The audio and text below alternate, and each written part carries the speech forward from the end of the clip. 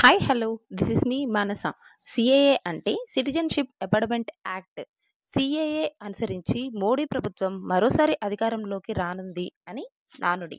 ఇక భారత్లోకి అక్రమంగా వలస వచ్చిన వారిపై కఠిన చర్యలు తప్పవని పాకిస్తాన్, ఆఫ్ఘనిస్తాన్, బంగ్లాదేశ్ అయిన ఇస్లామిక్ మత దేశాలు నిబంధనలకు విరుద్ధంగా ఎవరైనా వచ్చినా ఈ మూడు దేశాల 6 మతాలైన హిందువులు, క్రిస్టియన్స్, బౌద్ధులు, సిక్కులు, పార్షులు 6 మతస్థులు ఆన్లైన్లో దరఖాస్తు చేసుకోవాల్సిందిగా హోంశాఖ మంత్రి వారు తెలిపారు. ఇక త్రిపుర, అగర్తల, మిజోరం వంటి గిరిజన ప్రాంతాలను వారికి మినహాయింపుగా ఉంది ఈ ప్రభుత్వం. 1955లోనే చట్టం చేసినప్పటికీ